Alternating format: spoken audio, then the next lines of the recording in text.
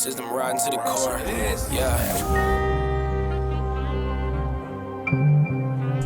Reppin' inner city left. Inner City Left. I am Amin TMK, and we have a very special 100th episode celebration today. I have my two trues in the building. They've been here since day one. Amoja Lil Tanky Sumler and Keita the Muscle. What's up, y'all? How are you feeling about the 100th episode? Man, 100 episodes. I would say it Wow. goes by fast, but it fucking don't. Yeah, these Man. many long years. And many people may be like, wait, 100 episodes? Didn't y'all just pop up on YouTube? But hey, we've been doing the podcast since way before we were on YouTube. So you can go back in there. I'm sure there's plenty of great leftist knowledge, geopolitical information to dig up in those old episodes. So Yeah, man, feel free. it's the weirdest thing. It's like when you actually have leftist thought, for some reason, you don't have tons of sponsors. So you don't like blow up as fast. You got to organically, it's like, oh, this year we're going to upgrade this year we're going to upgrade that, because the priority is always research, research, research. You know what I'm saying? So the tech takes some time to catch up. We on YouTube now, we everywhere. So Exactly. And I thought that it was important for our 100th episode. We had one of our Patreon members mention this to us, and I think that it was appropriate to do our 100th episode.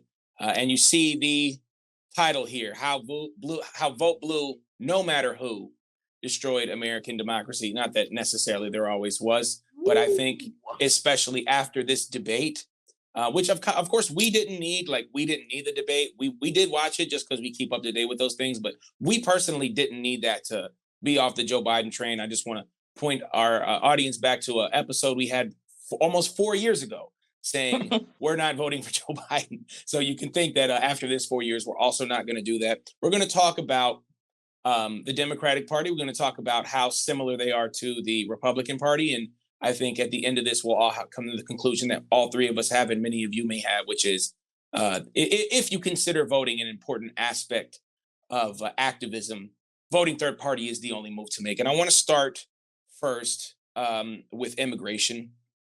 We heard this in the not only the State of the Union address for Joe Biden, but also during the debates, where he refers to human beings as illegal aliens or simply immigrants. And we know Matt Cedillo always talks about the word immigrant simply meaning a Mexican migrant or something like that.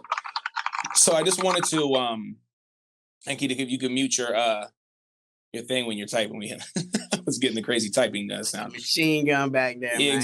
exactly. I just wanted to bring that up, and what if any difference is there between a Joe Biden or a Donald J. Trump in terms of immigration, or should I say, what are the similarities? And that's for either of y'all. Yeah. For me, it's easy, right?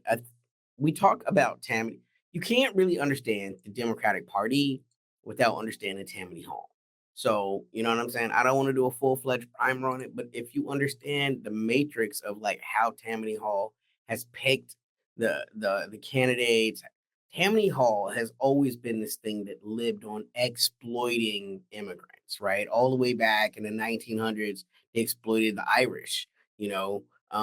This is what Tammany Hall is about. And this is what the Democratic Party's, by extension, since they're run by Tammany style politicians, some of which have legitimate Tammany backgrounds. You know what I'm saying? This is how they treat immigrants. I mean, it's not this, great, even when you have like, when you watch something like The Godfather, as terrible as it makes it look like, with what the Italians had to go through coming into Ellis Island, that's almost like nostalgic, right? Compared to like how immigration and naturalization happens in reality. And the reality is it's an incredibly violent, exploitative process of always destroying the other to create the American. Yeah, I mean, we talk about immigration, but honestly, these are refugees fleeing the conditions that the United States created in their countries, that we're the ones who reduced their ability to vote for change, that the United States of America is the one who absolutely destroyed their native resources and exploited it so that we could export manufacturing overseas and depress wages of other countries. And so we created the conditions in which they are trying to flee, and we've worsened those conditions since the founding of America. Because in the 18th and 19th century, America essentially had an open borders policy. And then quickly, because capitalism is always about how do you exploit the resources and make as much money as possible, realized immigration allows for easy easy exploited labor that you could pay them nothing because they were desperate for housing, food, and better living conditions for their families. And so the United States policy on immigration is absolutely much like a lot of United States policy, is that it's completely divorced from the conditions that it created across the globe. Yeah, I mean, that's a perfect example, right? The American economic miracle has always been based on the exploitation of some immigrating group, whether they were choosing to migrate here by choice or not, right? Whether you're talking about the Africans that were brought over in the transatlantic slave trade to the Irish, which again were exploited and used as easy fuel for American wars, especially during like the Civil War, right? Like these are things. So like when you talk about immigration, but you don't look at the businesses, right? Because it's not hard to stop immigration. People come over because they will have, however bad it is, what they see to be a better potential for financial gain here. How does that happen?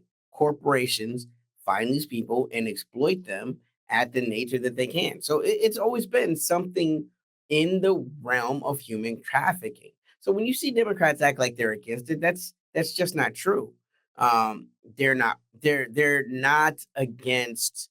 Um, they're not against Trump's policies as it relates to exploiting these people. I remind you again at the beginning of the Biden presidency, you had Border Patrol whipping Haitians from horseback. I mean, what imagery does what does that bring in your mind? You know, these Africanized people crossing the border, running with like nothing that they own, just trying to get here, and people, let's be honest, largely white men on horseback with whips, literal whips, striking these people. I mean, And as Tinky says, this isn't like, oh yeah, in the 1890s. No, this is as recent as a few years ago, that even a few weeks ago, we're still learning not only that the United States is keeping children imprisoned in concentration camps at the border, but that they are dying under dire conditions as well, that they're not getting medical treatment, that they're not getting food, that they're not getting even access to an attorney that can help them understand, like even access to a translation service to say like, hey, do you understand that you've reached the United States border and these are your rights as a citizen? No, it is absolutely the exploitation of individuals under the conditions that the United States created. And it's so bizarre too, because I feel like what I try to always remind people of is that we made this up as early as the 1990s. Our immigration law has become more draconic because of this fear, as Tanky said, of the other. And this fear of the other and just fear-based politics in general continues fueling the entirety of United States founding and the continuation of its history and global hegemony to the like detriment of the entire globe, not like being pedantic or hyperbolic, but saying like, because of the United States, we're facing the worst climate conditions that we've ever had. Because of the United States, we're dealing with several genocides across the globe where people's cultures are being eradicated. Because of the United States, we're dealing with sanctions that are starving entire populations that we will never see because of the United States. And social media is now censoring anything that's happening outside of the approved bubble of propaganda that we're allowed to witness. so I what you want to see, just jump in and just mention something here because there's two things. I mean, y'all been killing it the whole time. You mentioned Muscle that the idea that you have to find an immigration lawyer, and under Trump you had to find an immigration lawyer within 24 hours. And there was many on the liberal side, the blue side, that were saying this is unacceptable. Only given 24 hours to find a lawyer that's like you said, draconian. Not just you, Muscle, but that's actually what Joe Biden said, that he was going to end these draconian policies. But now under the Biden administration, we don't have 24 hours to find a lawyer. We only have 4 hours. So that's again to let you know that not much changes. And in fact, it gets worse. And I wanted to ask both of you, I know we talk about this often, just the idea of, liberals were very upset about the hashtag kids in cages and very upset that, a lot of Trump's policy was build a wall. We're going to build a wall between the border of the United States and Mexico. And liberals were very upset about that. But now we see that Joe Biden has continued the wall now to the point where wildlife we did a great podcast with Matt, and you can, go about that. But just for folks who haven't heard that, can y'all talk a little bit about, just that aspect? Yeah, I mean, this is what I'm saying. So what you see is this double dance that the Democrats do, where 6 years ago you have AOC and her freshman glory going to the ice cages and having these staged cry-ins. Oh my God, it's kids in cages. And the kids in cages don't go away, but a Democrat comes into executive power. What in fact goes away is AOC crying at these, at these facilities that still exist, right? You have this double dance where they want to appear to be something better than the Republicans, but they continue to allow themselves to be led by people whose voices are essentially indistinguishable from Republicans, right? You have in the latest debate, everybody's like, oh, listen, you got to listen to what Biden said. I did. And what I could make out, he's still calling people that are migrating illegals. He's saying they're immigrants and saying that they're killing people. Like this is Republican talk. I mean, this is straight out of his segregationist history that goes back. Donald Trump wrongly says that it was Biden who called black people super predators. Like not explicitly, but he is the one that made the crime bill. And he's a part of that party.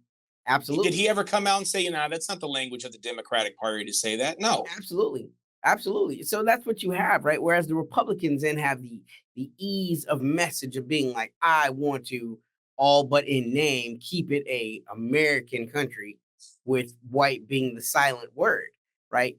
And then so when they do these things, these draconian things, they get celebrated by the faction that voted for them, because these are the things that they want to see. Democrats and the people that, well, how about this? The people that vote for Democrats don't tend to be people that want to see that language. So the Democrats still have to do it because they essentially have the same views as the Republicans as these things stand from a policy point of view. I'm not here to talk about speeches because, again, right, according to the speech, Biden promised there would be a punishment for those people that were whipping those Haitians. Did you ever hear about what happened? I mean, not at all. So No, because I mean, the way Biden positions it, yeah, it's virtue signaling, because at the same time, Biden is pressing everybody, the establishment essentially, to vote for him. That unless we vote for him, the entire United States is going to fall into this scary, unknown, apocalyptic place. First of all, not recognizing that it's been an apocalyptic event for Native Indigenous peoples across the United States, that it's been an apocalyptic event for Black people who have to live in the United States. And so it's the same thing with the border, where Biden started citing, oh, well, I have to follow the laws and Congress already appropriated it. And because of this Impoundment Act, I can't stop and redirect that funding to not go to a border wall. And it's like, but somehow we're supposed to vote for you because you'll halt the border wall, you'll bring back Roe v. Wade, you'll give us minimum wage. And then he is literally in office right now, and we're finding out, oh, I can't do anything because laws, because Congress. It's not me, it's the Republicans. It's not me, it's that America hasn't changed its laws enough so that I can do better, and that the Supreme Court is now working against me. But if you vote for me, I promise suddenly I'll be able to do all of these things. Yeah, no, it's really a fascinating dance, right? Because on the one hand, you have Biden saying, I can't undo all of these things that Trump did. I've only been the president for one term, but Trump was only president for one term. So you're telling me explicitly you can't undo what he did? That tells me you're not the man for the job. Like you're literally telling me I'm not capable of undoing what he did, right? But how was Trump able to do all of these things? You know, Yeah, they and play that that's little game all the time. they play that game. Even when the Democrats had the supermajority. And because like the political memory is small by design, like that's part of the propaganda of the United States that like we as citizens must overcome and must research. But the Democrats had a supermajority where they could have codified so much of what we're contending with now. And instead, they're using it as, I mean, we've all seen the Nancy Pelosi. Well, this is my fifth day reaching out. And if you don't donate to the Democratic Party, we just don't know what this country is going to turn into. Well, we're living it.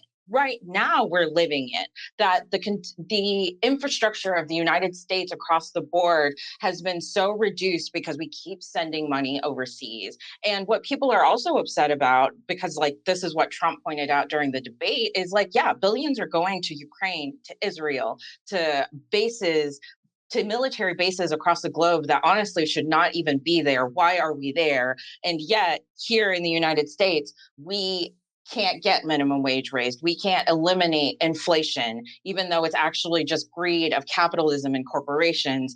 That for some reason we can't get free internet. That in fact we have to restrict the internet even further for the protection of United States citizens and really for the protection of white kids who can't know the history of the United States at all because, gosh, it would be so traumatic for them, unlike the kids of color who have been living in a traumatic event year after year after year that continues to escalate. And now we're looking at like millions of deaths of United States citizens domestically and abroad, and still being told the promise is if you vote for blue, Right. all of this will be solved and we promise you'll finally get your utopia. Well, at the same time saying nothing is more important than defeating Trump, right? So like that also creates an interesting juxtaposition. If nothing is more important than defeating Trump, then why don't you allow there to be as many options as possible, right? And people are like, "Oh, third parties are not viable, they're not realistic." Look, less than 50 days ago, the president and the vice president of Iran were it was the president and the foreign minister, not the vice president, were on a helicopter that crashed out of the sky. Iran had to have snap elections, and within 50 days, they've had a debate with five different candidates where the entire country was able to listen to all five of these candidates' opinions on how they can move the country forward. In fact, very specific questions, not these softball ass American questions. One of the questions were, what would you do over the next 4 years to increase the GDP of Iran by more than 6%? I'm sorry, Trump can't answer that question, and neither can Biden. These are regular questions that people that are normally that are put forward to people that are in the position to run countries. They just had an election, and all five of these people were on the ballot, okay? Because neither of the candidates were able to get over a 50% majority. They're going to have a runoff next week, so everybody's going to come out and vote again, and they're going to vote on the top two, right? If the Democrats really believe nothing is more important than defeating Trump, why then, and saying that democracy is on the line, why then do they work so hard to make sure the Green Party is not on the ballot, that the Libertarians are not on the ballot, that the Party for Socialism and Liberation is not on the ballot? Because if nothing's more important than beating Trump, then Americans need as many possible decisions, many people to decide from as possible, and allow them to debate. Let the people decide what doesn't make sense. But it's not possible for any of these third party candidates to even get in these debates, in spite of the fact that they're actually on the ballot in enough states to actually have an electoral majority if they were to win them. And that's Okay. by design because like United States citizens also like we have to realize we're also being exploited by the system that we have to live in and the political parties that we have to deal with. And the fact that voter suppression has now been so inculcated into American culture that we don't have the ability to, and I don't want to say we don't have the ability, because like this is why community and organizing is so important, but we have the impression of the inability to affect change in a way that we can like see it reflected in our values and morals at the highest echelons. And we're not in that place now, but like this is why community organizing is even more important. I gotta say, I did get a slight tinge of like unbridled joy watching the debates because the Democrats are so accustomed to being gaslighters that Trump can lie 95% of the debate or just outright not answer any question that he doesn't want to and slide 5% truth in, and everybody loses their mind. Like I think the most impactful thing that he said in that debate was Americans have no idea how close to World War III we are. Goes right under the window because, oh my God, these old men were talking about playing golf and what their golf swings are. Meanwhile, he slides that little bitty nugget out there because most Americans have no idea, literally, that Sergei Lavrov and Putin and Xi and all of these other world leaders have said, we're not letting this shit go anymore. You're not going to continue to do these things without us challenging it. So just to keep it on immigration for a little bit, and then we'll move on. There was three things I wanted to mention. Number one is not immigration, but something that Muscle mentioned: Barack Obama and the what do they call codifying of Roe v. Wade. He said it wasn't a priority for him, and you can look that up. That's just like at Inner City Left.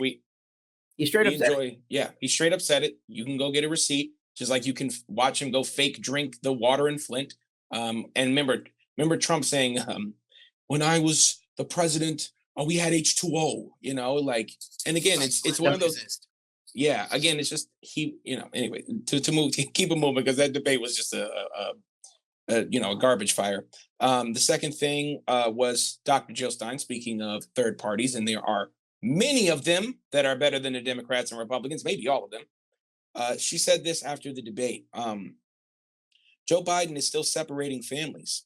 This is not just coming to a bipartisan agreement. It's about getting our hands out of Latin America's politics and destabilizing their economies. And I think that is something, as we saw with the coup in Bolivia, which we're going to get more into, that the United States under a Democratic president is going to continue to, as Elon Musk would say, coup whoever we want. Whatever we want. Also, And Putin said that with Tucker Carlson, that regardless of who is the president of the United States, what he's learned over the course of dealing with us is nothing changes. Nobody keeps their promises. Everybody lies. and I just want to get us out of here on this one, or at least on the immigration part, because we have a lot to talk about. Something that Joe Biden said that just seemed like so out of touch, and I it reminded me of when one of the Asian students sued. I think it went to the Supreme Court over like Black people having a affirmative action in college and those types of things. He then tried to use that as a like the immigration word as a weapon against the Black community, saying immigrants are coming in and taking Black jobs. And I just wanted to get y'all's response on that. What's a Black job? I mean, there's so many questions, but every single election weaponizes Black people, both victimizes and weaponizes the Black voters, because suddenly in 2016, it was Black people's fault for not voting. And yet it was also Black people's fault for voting for Trump, even though the largest demographic that voted for Trump was white people, in a way that the Black population could have never conceivably overcome. A larger percentage of white women voted for Donald Trump than voted for Hillary Clinton. She lost her core demographic, which is just unthinkable as a candidate. Last night, not last night, the debate, it seems like last night, but there was a discussion that I think the current president thought that he had a bit of a gotcha there or something like that when he pointed to the economy during the COVID lockdowns, even though COVID is still running rampant during the COVID lockdowns. And he's like telling the former President Trump, he's like, your lockdowns is what caused, he didn't say that exactly, but that's what he insinuated, that the lockdowns were the reason for the economy's problems. And we saw a huge uproar during COVID.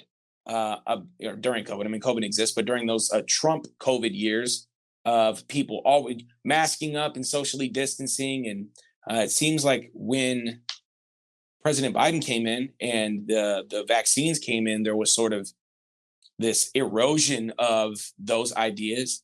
Now we are seeing an all and out war on people who mask and people who continue to talk about COVID. I have a chart up here. I think y'all can see where it has COVID deaths under each president. Under Biden's first year, he had already cleared Trump's entire COVID numbers, and also was able to get us to 1 million deaths. And this has us at 1.2 million. I think it's more than that currently, but we don't have the information to check it anyway. What do you say to people who say that now under a Democratic president with Biden, we have better COVID policy than when we did 4 years ago or 3.5 years ago? The United States. Go ahead, Tanky. I'll just say is what that is just blatant revisionism. It's just patently incorrect. But what you ended up with was a confliction, right, of two different things. Of course, America doesn't explicitly want Americans to die of COVID, but at the same time, when you've built the world's largest national security state, it doesn't really help when you have a significant percentage of the population masked up, right? Because now all of the auto detection, all of that. And so you end up with the security state itself being like, no, we don't want this. Masks must go away. And that wields its power again over whoever is going to be in office, whether you're talking about a Republican or a Democrat, because that part of the state runs by itself and will run always. The Panopticon needs to see everything. We talk about this, and the Panopticon sees everything by, of course, the actual surveillance through the use of increased security cameras and drones. And the Panopticon also succeeds by pitting citizens against each other, by turning everyday people into people who now are authorized to tell other people, take off your mask, I can't see your face, which also erodes that we have any right to privacy. Now, personally, I feel that regardless of what your status is that every human being across the globe has a right to privacy, that they do not have to disclose anything about themselves, and that we will see through their actions whether they'll commit essentially genocide against other peoples or the eradication of other peoples. But what we're seeing now too is, once again, those fear-based politics running the structure and the underbelly of the United States empire. And that fear is absolutely driven by the fact and pushed by the fact that United States citizens, it's easy to say that we're blind, we don't see anything, not enough people are doing something, but let's acknowledge what has been done, that there are now protests happening outside of the White House every single day, that people are now finding the houses of these Israeli Zionist political figures who come into DC and outside their house and saying, stop committing genocide right now, that university students, even though universities wanted to deny it, were on their campuses saying, we have to do everything possible to stop this genocide. And actually, also, our country sucks right now. You haven't actually done anything meaningful for us in several years. And so the empire is like, oh crap, our own citizens are turning against us. We now need to criminalize everything about them. And it's always baby steps, because Tanky talks about this, shortly after 9/11, how we had all of these the Patriot Act enacted essentially to say yeah, it's legal for the United States government to spy on its own citizens, and how steadily over the years we've eroded every sense of privacy to the point that even social media, which is just supposed to be your place you go and hang out and connect with friends, is demanding to know everything about you, your age, where were you born, tell me about your family connections, tell me who your friends are, tell me what you're buying, let me deliver these ads to you, and that we can't hide in a way. And that domestically, the Ferguson protesters were telling us this. They said, hey, they're snatching us up and making us disappear. Flint protesters were saying, my friend is gone and we don't know where he is because they had these cameras looking for us. And it is on top of being COVID safe because we see in the highest echelon of the pinnacle of office in the United States, our president has caught COVID so many times that he is in significant cognitive decline. And we could have conversations about, like, hey, long COVID is serious. I have friends who are dealing with it, but because the United States is denying COVID even happened, can't get the care that they need for a mass disabling event that we are seeing in our president, that we are seeing in positions of office and our ambassadors. And the rest of the globe isn't stupid. They're also seeing that the United States is willing to let COVID rip through the population, not even to study, like, hey, how does this work? But to say, like, rip through the population, pretend it doesn't exist, let millions of people die because don't worry, we're going to put the rest in prison and still get the free labor that we need. And I Now, think that's what the conversation really is surrounding now, because when I have discussions with people with surrounding COVID, and they talk about the lack of deaths or whatever being, not that I know because we don't have the reporting, but long COVID is destroying people's lives, their quality of life. And I forget, I think, Keita, you put us up on this, the long COVID hearings that happened maybe just 2 months ago, where all the senators and people were there when presented with the data. They're very sympathetic to what's happened. But when we see policy, it looks as if they're trying to move into a place where now, if people catch long COVID, it's not a disability and there's nothing they can do about it. And I think long COVID has become more. I don't want to say the biggest part or whatever, but it's certainly become a louder issue or a louder voice amongst the COVID death and destruction that's caused. Not to mention what happens when things like the bird flu and other viruses or other airborne illnesses come to the United States. Are we going to continue to let our populations die and be sick, or are we going to do something about that? well, the other And thing to think about, if I may, is remember the thing about COVID is they still use that. Now it's a pre-existing condition. So you can be denied all kinds of medical care because you pre-existingly had COVID, right? And so now if you go to have healthcare, these things are out of pocket because your insurance will out and out deny you. I do want to circle back to one more thing that you said, Kita.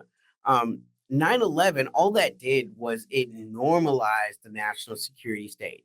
It's important to remember that these programs began under William Clinton, Bill Clinton, right? The Carnivore Act was reading 3 million emails a second in the 90s, right? This is before 9/11 even exists. So when you have something like COVID existing and now all of these databases that you've been constructing literally for dozens of years, decades, right? It's all undone now because you can't walk in the street and see exactly who everybody is. I always find this funny because people are talking about China's social credit score when really it's the Americans that do all of these things. I think it's interesting too, because of course I get called a Luddite often because it's not that I don't embrace technology. I appreciate what it can do, but I also understand I live in a white supremacist, imperialist, capitalist hell state. And that, like, what is going to happen to us if we push these forward? Because this is a conversation like Tanky and I had years ago about how Black people were upset that facial recognition couldn't recognize them. And how I was like, hey, actually, you're going to think I'm nuts, but this is a good thing because we don't want our faces to be reconstructed by an algorithm or by AI to say exactly who we are and be able to identify us regardless of whether we change our hair, change contacts, or change our face. I even think about it, me and TMK, because the three of us went before COVID, we went to the museum and we got to see this facial recognition happen in real time. And And the as computer Tanky said, spitting out emotions like right, and anger, telling you, like, this sad. is what you're thinking, this is what you're feeling, and how the US empire is using that and how much information they can glean from us about where we are. Protesters told us this even about our phones, like, why are you taking your cell phone there? They absolutely tracked it. Well, I don't have my GPS on. It doesn't matter because they can turn it on. They can turn on your microphone. How even our phone access has been restricted to such a degree that I remember, and yeah, I had a brick phone, but I could pop out the battery, pop it Yeah. into the microwave, that I could leave it and not worry about like where our conversations are being listened to. And that's also the increase of the police surveillance state. We see cops on every single corner everywhere I go. Part of that you could say is because we're in DC, we're in the belly of the beast. But when I travel, I see the same thing. Every single airport I'm going into has police dogs, has AKs that I do have to Also worry trying to about make you unmask at any time. at any moment. They can tell you to unmask, not least of which my concern is COVID, but also my secondary concern is you're using this as a harassing tactic. We've absolutely seen this from New York cops, Atlanta cops, Ferguson cops, that the moment you give them any leeway to start harassing the population, they absolutely will. And that United States citizens have to realize too, this is why we pay attention to what's happening across the globe, because the imperial boomerang will always come back to the citizens, that we have to care about other people. We have to stop US hegemony across the globe because they'll use it against us and are using it against us and have used it against us. In many cases, they started here and other countries learned from us how to oppress, exploit, and murder people en masse. And this is what it means, right? When you're talking about what you want to see as far as like Supreme Court justices, you want to see people that are coming from a technology background that are able to see how this is more than just a COVID issue about masking, right? And see how it becomes an inherent attack on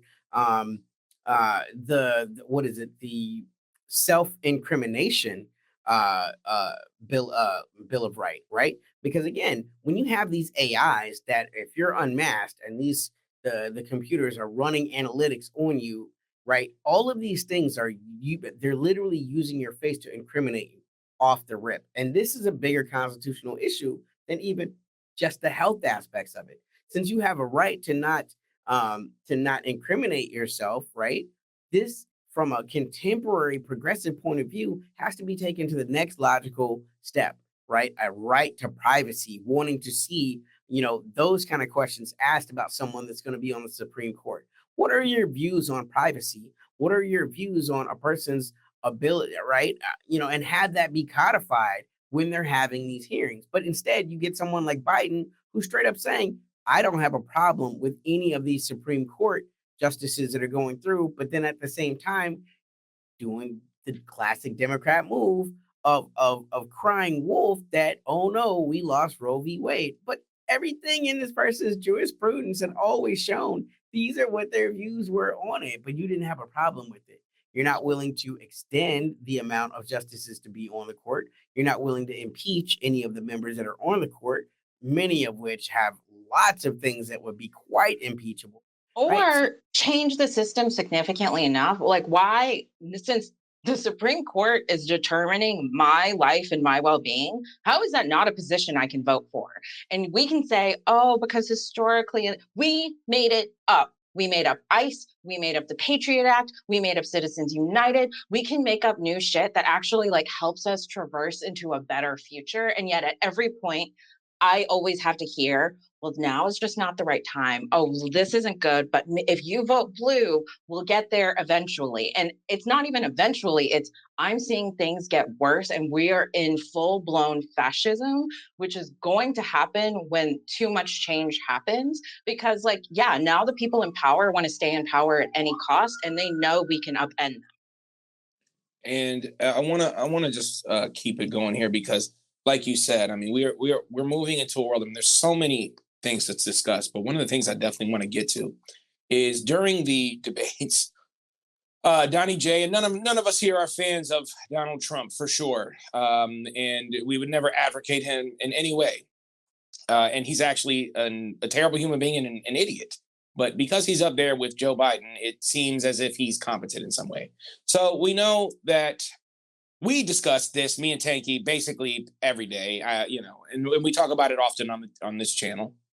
Is the war in Ukraine and the devastation that Ukraine has suffered under this this conflict that was really created. I mean, I want to discuss, and I'm going to ask this thing. He's like, really was created by Joe Biden and Hunter Biden, and he is so enraptured and I don't know what else to say, just obsessed with Ukraine. And Trump pointed that out. And I just wanted to get, Tanky, I'll start with you. And of course, Keita, you can jump in there. Like This is what I'm what the saying. World War III that we're so close to. I mean, we talk about the dangers, but I mean, this man has brought us very close to annihilation. The closest I've been in my life, and I was a child that was alive when Reagan was the president, and so that's really saying quite a lot, right? I think it's a fascinating thing. I remember when George W. Bush was president, and all of just thinking this is the worst president I ever had in my life. But one thing he was quoted for, right? Something he took pride in. He'd have all those people who thought like him, and maybe one person that thought a little bit different, the Colin Powell guy, but mostly thought like him, right? That did all the work. And then they would tell him everything. And at the end, he'd be, I'm the decider, right? He made those decisions, right or wrong. No one thinks Biden's making these decisions at all. All of the work is being done. I think largely he's out of the loop. I honestly don't think he even honestly really understands how badly Ukraine is going. You know what I'm saying? So when they come to him and they say these things like, well, what if we allow the Ukrainians to use the missiles to hit across the border into Russia? He's thinking, well, we'll only do that right on the field of the theater of battle. Why would you do that? You've already given them permission to hit anywhere, right? Without thinking about what the implications of authorizing such a strike are. Because again, they would absolutely understand if Putin authorized irregular forces to attack American forces in the Middle East. There's no way, Americans would be like, I don't know if we can really prove this about Putin, right? That would not happen at all, right? The fact that the Russians are dropping Fab 3000s, which is a 3,000 kilogram bomb, and destroying Ukrainian headquarters all over the field of contact, wiping out hundreds of officers at a time. Right now, Ukraine is losing 2,000 men a day. That is unsustainable. That is unsustainable. I just don't think that Biden is even kept in the loop on these things. They tell him platitudes about it. They get him to sign a little something, right? Whereas someone like Trump, who is first and foremost always a hustler, right? He's a con man. So he's looking at the money. That's why he's like, Zelensky comes and he gets $60 billion right out of you guys every time he comes. He's a con man.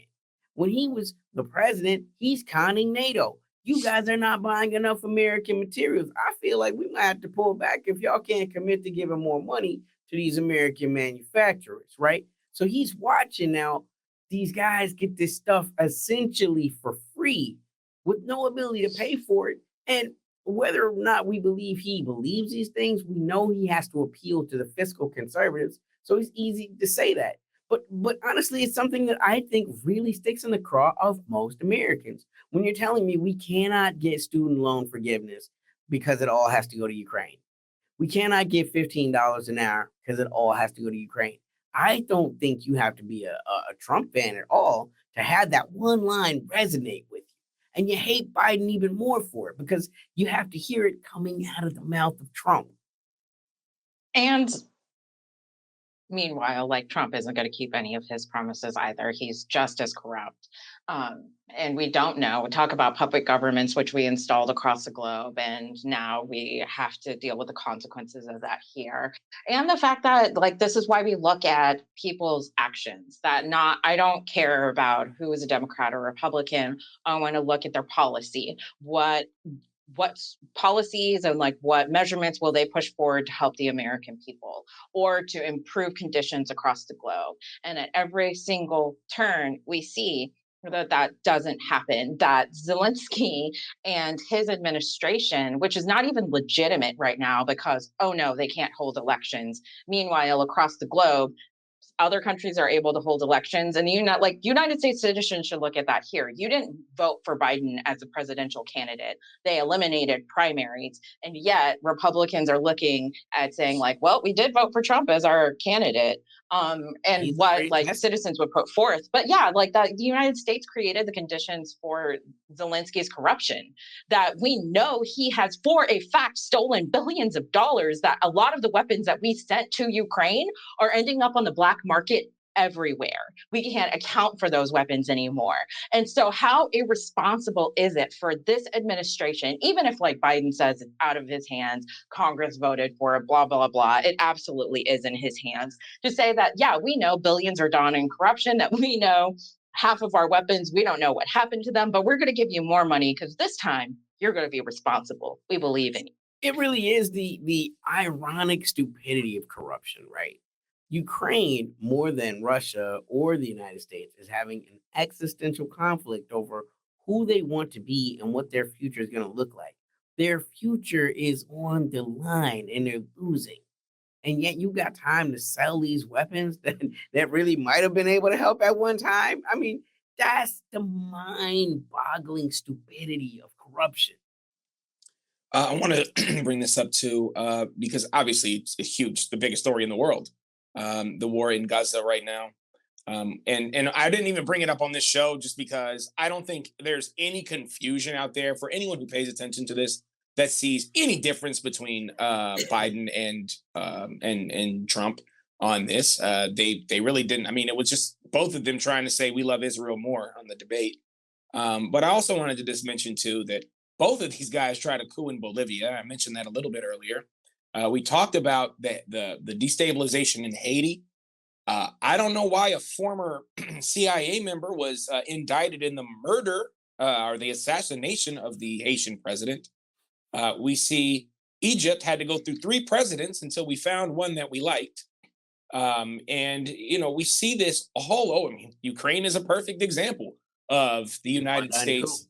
Yeah, exactly. Meddling in elections, all over the world.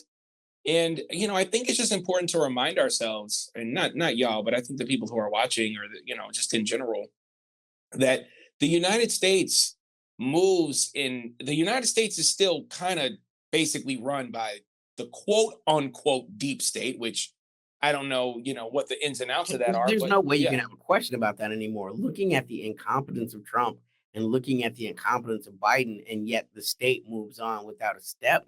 There's no debating that the permanent bureaucracies are where the real power is held Um, and we can keep going on this, and we may. I wanted to read this to y'all because you just mentioned corruption. We saw at least reports of these Azov Brigade high officials with Rolls Royces driving around. So corruption is something that is rampant. They love to talk about it in the global majority, but it is certainly prevalent here in the West. Julian Assange was just released, or not released. He went through a long period of being incarcerated and going from here and going from there, and he's finally free in Australia, free-ish, whatever you want to say about that. And I wanted to read this. This is one of our favorite politicians in the world, at least former politician in the world. She unfortunately was voted out. This is Claire Daly, and I just wanted to read this. Julian Assange is free, no thanks to Joe Biden, who carried the torch for Donald Trump's menacing attack on press freedom all the way to the end. Assange, a journalist, was coerced after 14 years of horrifically cruel detention into a guilty plea to an espionage charge. He is guilty of nothing but telling the truth. I wanted to bring that up because it's not just Julian Assange that is being unlawfully detained.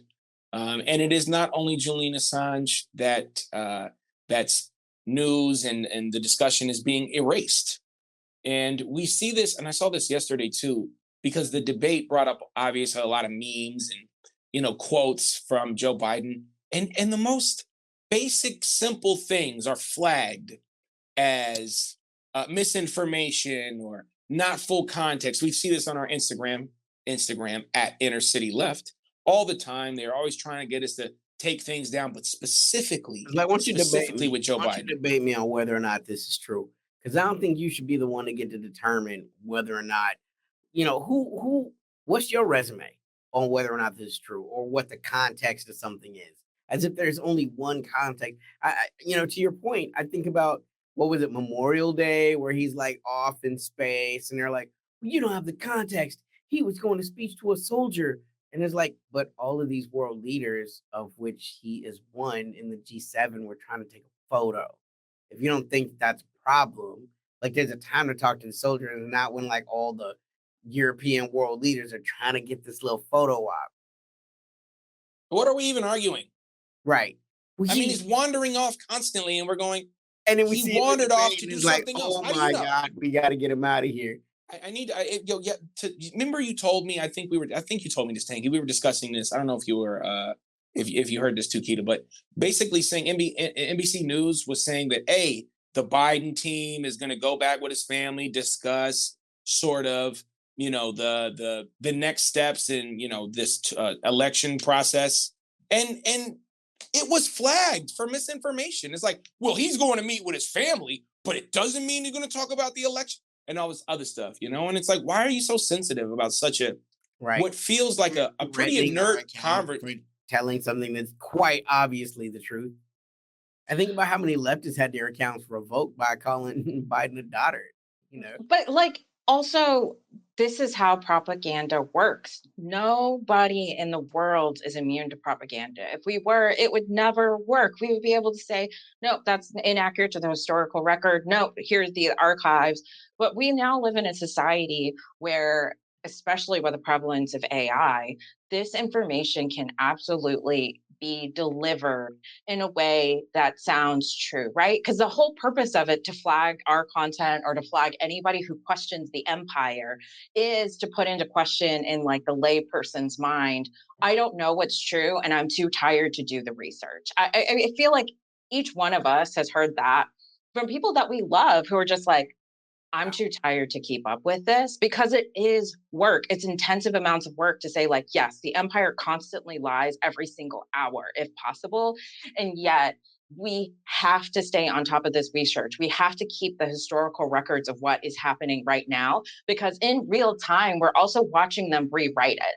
I remember here we are trying to watch the NBA finals, and we're getting ads about like Israel and anti-Semitism has increased, where it's Jews who are absolutely getting arrested in these protests, but that's not anti-Semitic to arrest Jews who are protesting the genocide. No, it's anti-Semitic to call Joe Biden a Zionist. Or to Like, make that make sense. But that's what the empire needs to do in order to triple down and say, like, hey, we have to keep control of things. Because what else is disturbing about that is not that, okay, finally the establishment realizes you can't put up Joe Biden and expect to win. It's also that the establishment has said, okay, so it won't be Joe Biden. We're just going to install somebody else. Why aren't you holding elections? We're literally seeing Iran hold snap elections after the death of their president. We're seeing other countries, even France, even though Macron is panicking, but he held snap elections. And yet United States citizens cannot get snap elections to say, hey, this is going so wrong, and I don't want to participate in this genocide. I don't want my tax money to go and fund genocides across the globe, that I don't want it to go and fund exploitation of the labor of other countries across the globe. I don't want that anymore.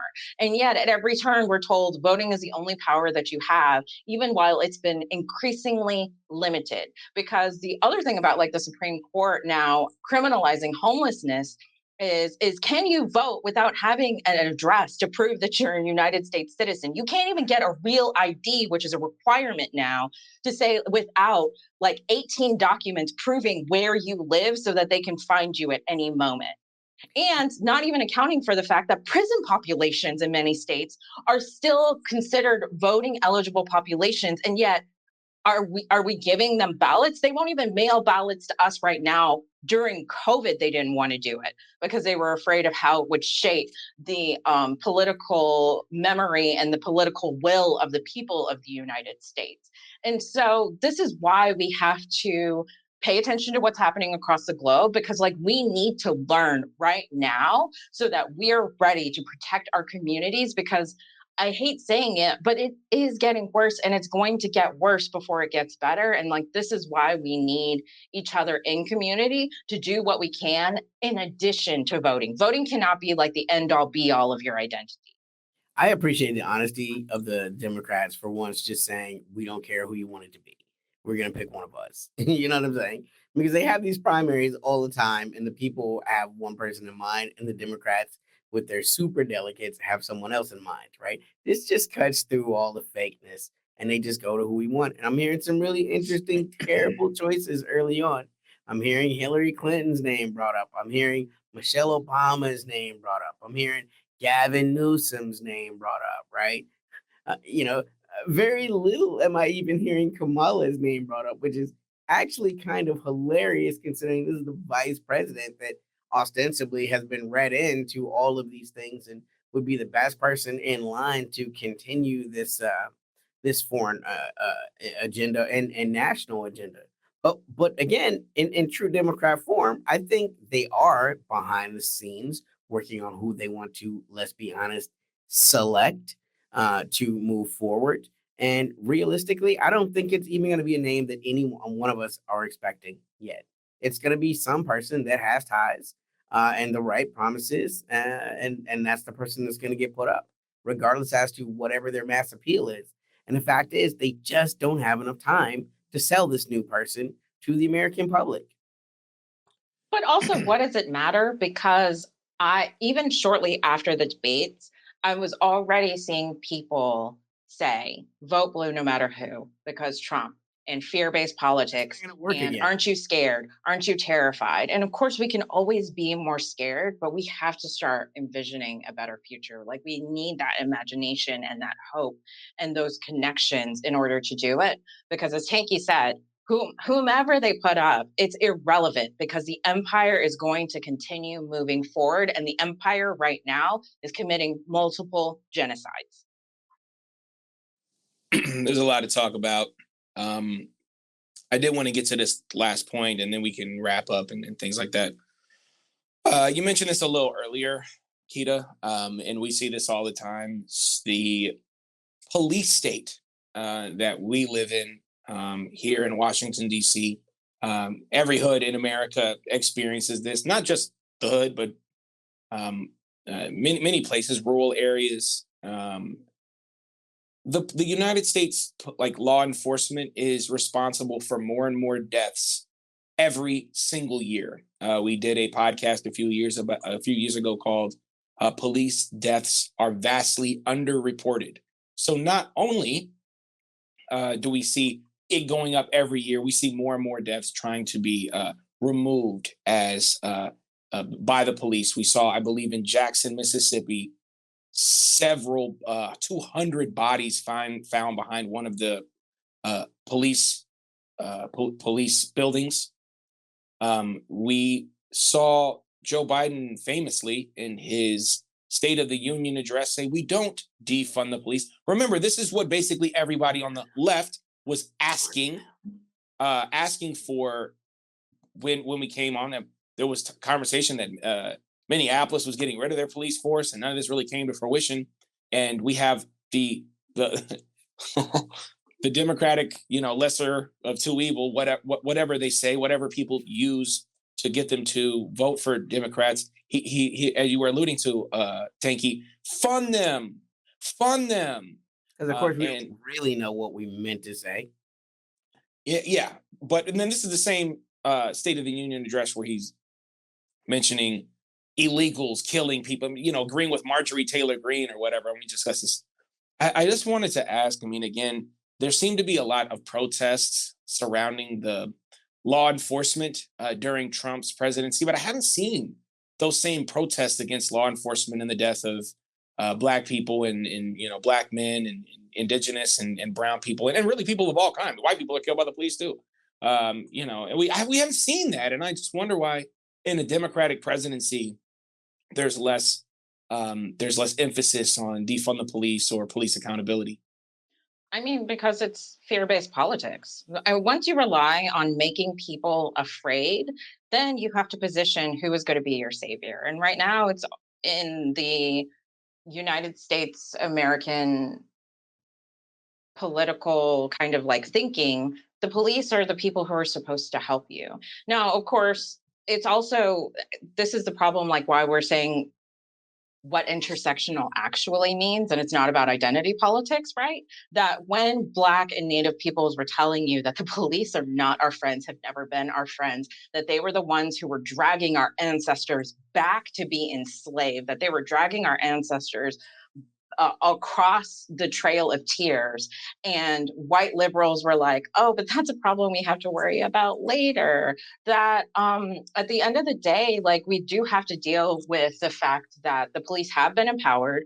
And right now, fear based politics said the police are here to help you. And even for white people who are scared of the police and understand the threat that the police represent to United States citizens are now also afraid of the police because police have impunity to murder you. And at the end of the day, people want to live.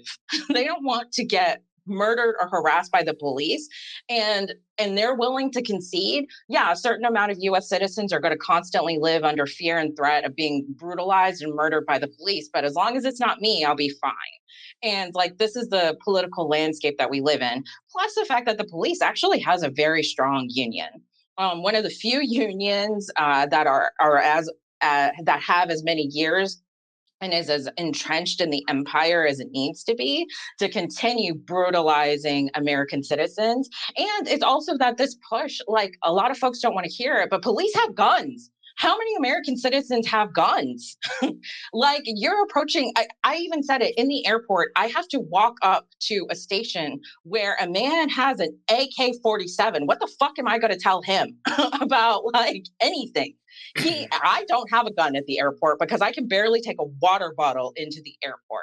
And like that's the fear and the political reality that we have to live in. Now, at the same time, this is why I say we have to pay attention to what's happening in protests across domestically and across the globe because we don't have to be afraid of the police. The university protesters were showing us like, oh, the police were using kettling tactics. We can make sure that nobody gets arrested. Nobody's going to be imprisoned on our watch by employing these community organizing tactics. Same thing with what Palestinians are showing us too, because they've had to deal with the domestic, terrifying police force. They were the ones telling Ferguson protesters, hey, milk is bad. It's gonna, if you put that in your eyes, you're gonna get infected. You need sterilized water to put in your eyes. Have somebody with gloves willing to pick up the gas canisters and fling them back into the police. That you want to make sure nobody, single person is isolated. That this is how you deal with drones. This is how you deal with police attempting to separate you. This is how you deal with police attempting to infiltrate your protests to incite violence so that they have a reason to arrest you. Like if we pay attention to what's happening across the globe, what the Portland protesters, Ferguson and Flint protesters, even what the Atlanta protesters are doing right now to stop Cop City, then like we have the power to learn from this and to stand against a force that, yes, terrifies us, but that we cannot let continue to terrorize us. I think it's a real difference too, right? Between some of the liberation movements in the United States that have come before this moment of clout and social currency, right? Because when you think about the Black Panthers, these are the people that are literally following the police that are doing the beat in their neighborhood and making sure that nothing goes wrong, right? That are armed, that are teaching the population self defense, right? From martial arts to shooting lessons, right? That's a big difference between most of the organizations that exist today that exist for clout. You know, oh, we're going to have a $6 million mansion in LA and we're going to bring in influencers and it's going to be an influencer farm. Like, you can't compare that to the work that was done before. It's disrespectful. All great points.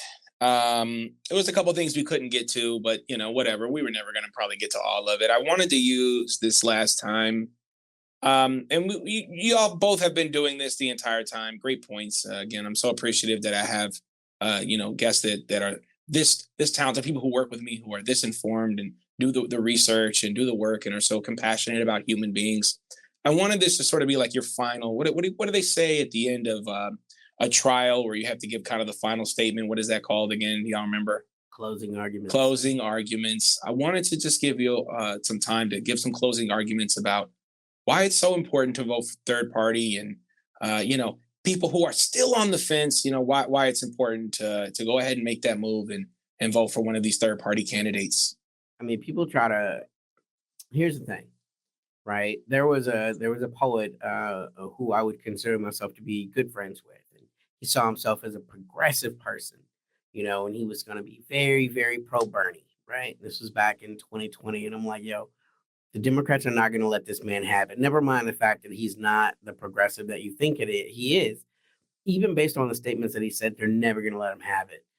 So you should think if these are the values that you have, you should find someone to the left of him. Whereas when he goes away, you move even further to the left, right? And he's like, well, I can't commit to doing that.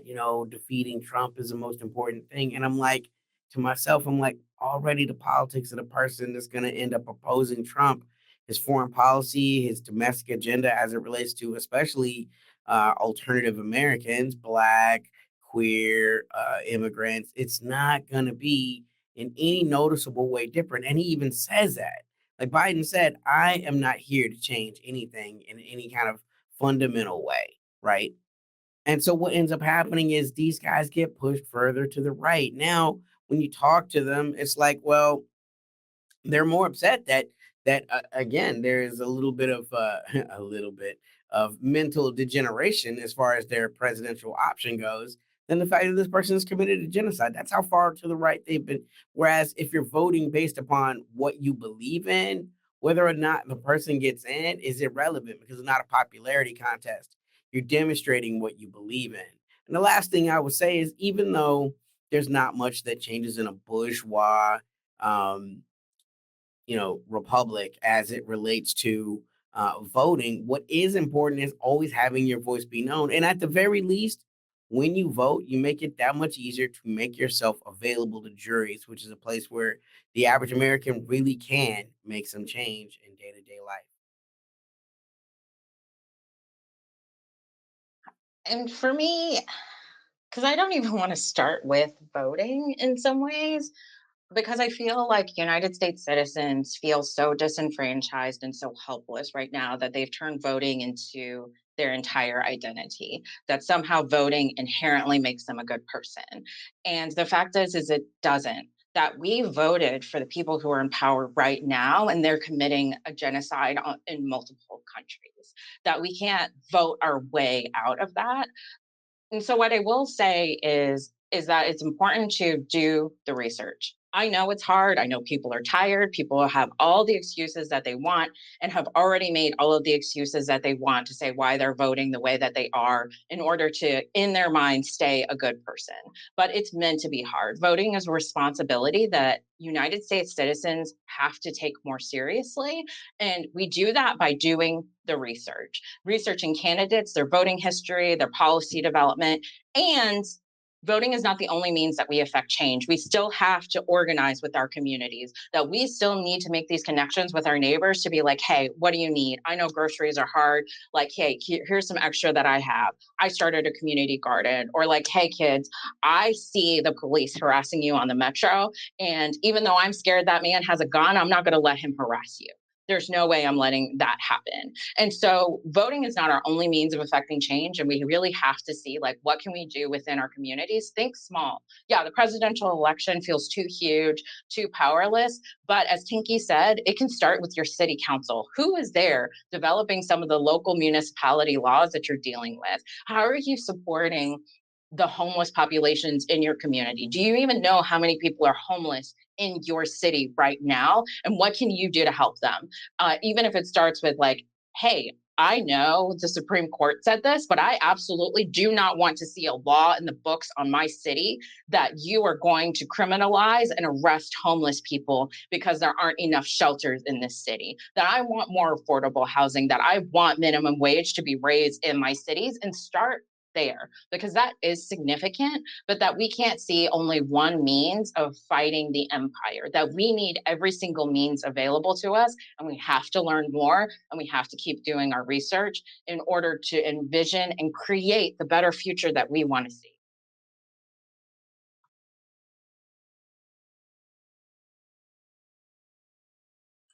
You're on mute, homie. I was on mute, so I'm gonna just go ahead and say everything I said again. Thank y'all so much, and I'm so appreciative to have both of y'all here as members of Inner City Left. There was just a few things I wanted to mention. Number one, the environment. As we know, the Alaska drilling is open and has been opened from Joe Biden. There is nothing being done for the environment. Poverty in the United States is insane. We're already looking at 700,000 homeless, and that includes 350,000 people. No, doesn't include the 350,000 people that only have a domicile at night for shelters, which I would not consider having a home. I also want to say that there are several candidates that have the ability to be president. They have the ability to have the 270 electoral votes that you need to be president. There are at least 5 of them, I count, okay? You have the Green Party candidate in Joe Stein. You have the Congressional Party. I'm sorry, not the Congressional Party, the Constitutional Party, or one of those. The Libertarians, the Socialist Party, and you have Cornel West. These are all these people have the ability to be the president of the United States. And I think it's very important to acknowledge, as people are maybe Palestinians out there or, people of the Middle East, they're not going to vote for Joe Biden just because of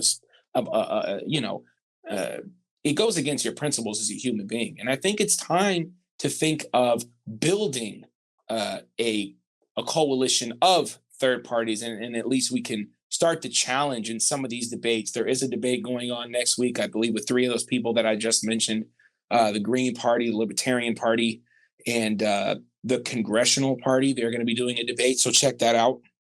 And we have to be able to envision a better world. The world currently is not going to be sustainable for the young people and the people who have yet to be born. And it's important for us to work towards a future that benefits all.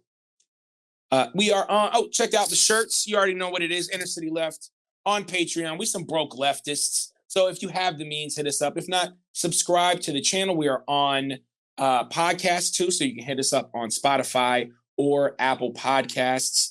Any other thoughts before we are out of here from Muscle or Tanky?